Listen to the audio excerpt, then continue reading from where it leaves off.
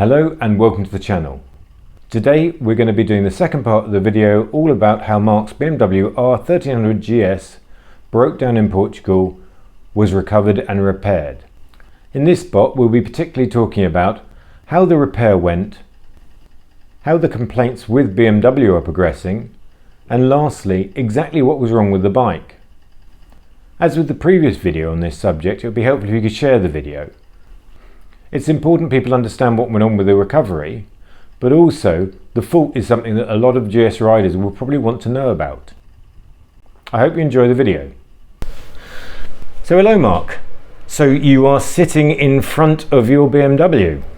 Yep, I've had the bike back now for a few days and it was good to get it back. I've been out a couple of times and I'm planning on going out tomorrow on it. I've missed it. So you got it back on Wednesday? Yeah, it was trailered to me on Wednesday from Arden's in Royal Tunbridge Wells. They had fixed it and now I've got my bike back. Let's start with a quick overview of what actually happened to your bike. So in Portugal, we were 2 weeks into a 3-week tour. Heavy rain. Drove to the hotel, parked in their underground car park, and the following morning it did not start. It wouldn't even recognise the key or the emergency key. And with the GS 1300, if it doesn't recognise the key, there's no way of getting the steering lock off either. So it presented quite a problem, and the bike had to be repatriated independently to myself by BMW International Assistance. I got back into the country on the 28th of September and my bike got back into the country 3 weeks after that. So last time we spoke, you literally just had your bike arrive back in the country and at the dealer. So what happened when the dealer got the bike? How did the repair go? Okay, so I got a phone call from Arden saying my bike had appeared, but they had no idea what was wrong with it. Could I give them a heads up? So, and were you kind of expecting that call or not? I wasn't really, because I had alerted someone else at Arden's of the scenario, precisely what happened, in order for them to get working on it as soon as they could. But I mean, it was no problem. It may have delayed things by a few hours only. All the way through this, I've been really impressed with particularly the service team at Arden's. They've been very helpful. And so what did they do with the bike when they had it then? Okay, so they had to have a diagnostic technician look at it. They have this agreement with, this is how it was explained to me, they have this agreement with BMW International Assistance that when a bike is repatriated to them, the dealer network has to look at the bike in about 24-48 hours. You know, they will do it as soon as possible, because as everyone that's got a BMW understands, you've got to book so far in advance to get your servicing done. They are busy, but they found a place within 2 days. They looked at my bike. And so presumably then they discover what failed, so it's going to be a nice quick repair. You would hope so, but it wasn't, because this part was on back order and it was going to take a further 2 weeks. So Germany were expecting this in. As I said, it was on back order. It was explained to me that this may be a problem other GS 1300 owners will encounter. They identify the fault, they've got the part on back order. What happens next? So I've contacted because I'm complaining to BMW about a number of things. One is that it took so long to repatriate me and my bike, particularly my bike. And interestingly enough, I discovered that there's a subtle distinction BMW are making. So if I was to complain about a service being provided in our country, I would go to BMW customer services and they would take up my complaint and look into it. But as regards the BMW International Assistance, BMW UK are telling me that it's a completely different part of the organisation.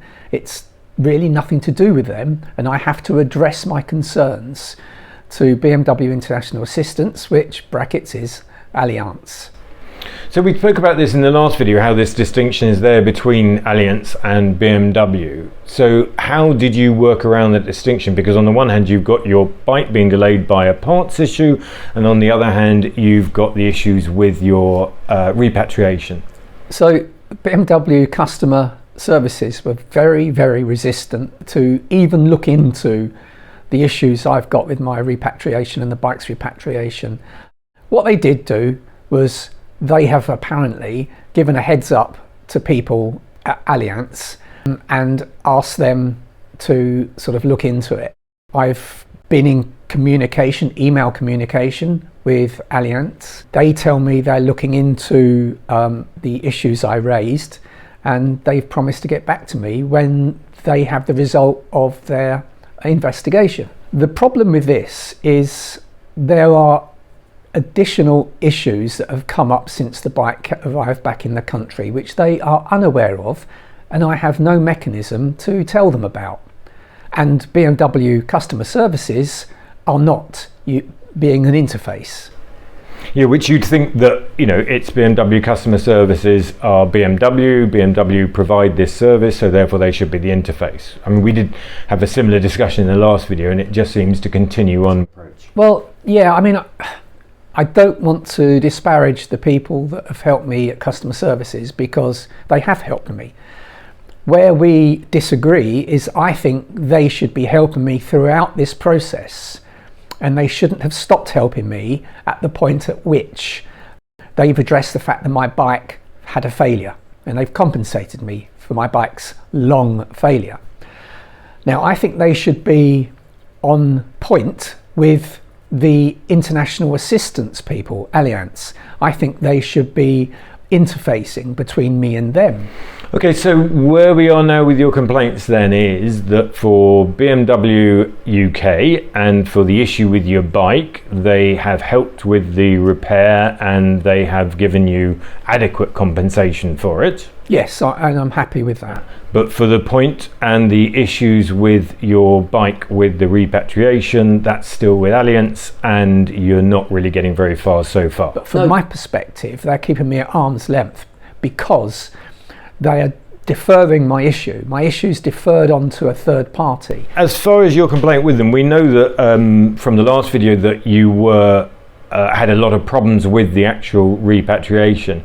What else is there on top then? So because I was concerned at how they ratcheted down my bike onto their flatbed truck, I mean, they went through the spokes and ratcheted it down, so I was worried about damage to the front wheel. I spoke to Ardens, because when they phoned to say your bike's fixed, I said, did you look at the wheel? No, we haven't. I said, well, I did ask you to. They went away. 5 minutes later, actually there is damage to your front wheel. And what is the damage? The pressure of the ratcheted strap has taken the paint off my wheel. So it's not a huge thing, but it's just annoying, isn't it? Well, it is, because the bike was 7 weeks old. It had done 1,600 miles. There was a bit of mud on it, and that was it. Yeah, you know, it's pristine. And what is BMW Ardens' recommended course of action for the damage to the wheel? So they said that I should speak to the BMW International Assistance about getting the wheel replaced. Unfortunately, I can't communicate this to BMW, or at least they haven't acknowledged the communications I've made to International Assistance. So I've sent it, but for all I know, it's out there in the ether. I've got still photographs and video photographs of my bike being mishandled and ratcheted down in an incorrect manner. And I want them to have this information before they complete their investigation into my complaints. So that's where we are with both your complaints and with the actual repair, and you've got your bike back now. Let's talk about the actual fault itself and about exactly what was wrong with the bike. It was the ignition module had failed. Now, when they phoned me to tell me, great, at least they've identified it. That's always a plus. And then, it's going to be a couple of weeks because the part's on back order. I was also told that they wanted a whole unit sent back to Germany because they wanted to look at it. Now, I'm perhaps paraphrasing here, but the essence was that it's not the first one. And actually, if you think about it, if this part is on back order, they've encountered problems with it because they've had to reorder this part. And he said that if this becomes a recall, your bike's already had it because it'll have the updated module. So we know that it's the ignition module. We know that what they've put in my bike is the updated ignition module. So different. Yeah, and what I do know from the serial number of my bike, although I only bought it in July 2024, it was one of the first 6-month build. So if you've got that first 6-month build GS 1300, you may not have, but you definitely won't have the updated ignition module, and it may fail on you. Talking about the bike in general though, you've had the software update etc for the starter relay, yeah, or that lot, and we know that's caused a recall and problems with that. You've had issues with the fact that the luggage was opening on people, and so you haven't been able to get the luggage for it, and now you seem to be someone having an issue with a potentially faulty part for multiple people as well. What's your kind of view on how they're testing the bikes and how they're delivering to the public? Are you happy with that? Well, not really. Okay, it hasn't put me off the brand. I've got to say that. I love my bike. I really do. You would think that someone like BMW would actually test these parts to bits. Now, my ignition module, I don't think it was a coincidence that it failed after that absolutely torrential downfall we rode through. So what I'm thinking is that they didn't do enough weather testing on it, potentially. But only they will know this. Like, as I say, it hasn't put me off the brand. I have appreciated how Ardens at Tunbridge Wells have treated me through the luggage issue. That's not their fault. Through this ignition module issue, that's not their fault. And the starter motor, which wasn't their fault. Ardens have been brilliant. And on top of that, you found that the customer service team in the remit they're given have been good as well. Yeah. And so generally the service you're receiving is quite good. It's just a case of, are they actually putting enough work into the bikes before releasing them, basically? Yeah, there's two things. One is, are they doing the sort of road testing we know Honda do? Hondas are so reliable. Are they doing that? Maybe not. And the other thing is that they've got a great team working for them, but what they have done in, if you like, hiving off the international assistance to a third party, they've lost control over that. They haven't got the BMW ethos, in my opinion, because there is a distinct difference between dealing with BMW customer services and dealing with their international complaints.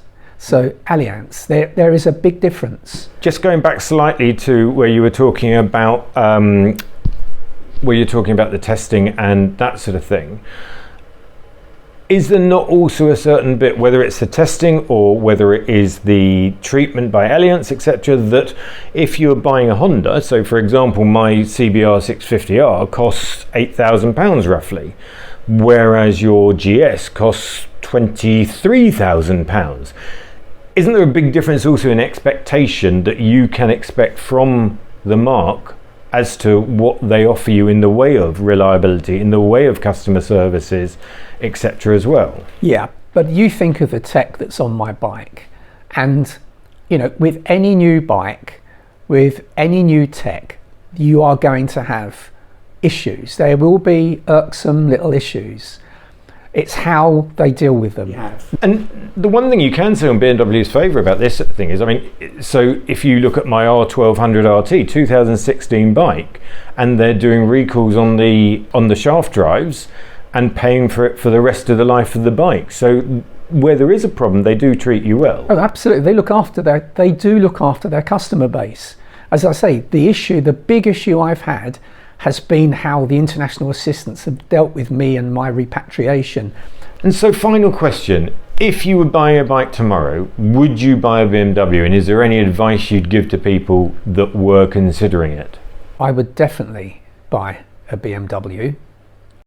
As I say, I love I love these engines. I love the bike, I love the tech, I love the service. I will put up with, you know, teething problems. This is a new bike. I will put up with teething problems because I know, as you've illustrated with your bike, they will carry on looking after you. They will do recalls at their expense for as long as you have the bike. I mean, that is looking after their customer base. They just need to take the international assistance in-house. You're not repeating yourself at all, I know. No, not at all. So that's it. Thank you very much for your time. I'm glad you've got your bike back, and happy riding. Thank you. Thanks for watching the video. I hope you found it useful and entertaining, and particularly if you're a GS rider, that it gives you a bit of a pointer in the right direction if something goes wrong with your bike that's similar. It'd be helpful if you could share the video, because the actual fault itself is something which may well impact quite a number of BMW R1300GS riders. And it certainly looks like it's something that's going to cause a recall in the not too distant future. If you have any questions or comments, please leave them below. Thanks for watching. Who jammer flip? Who jammer flip?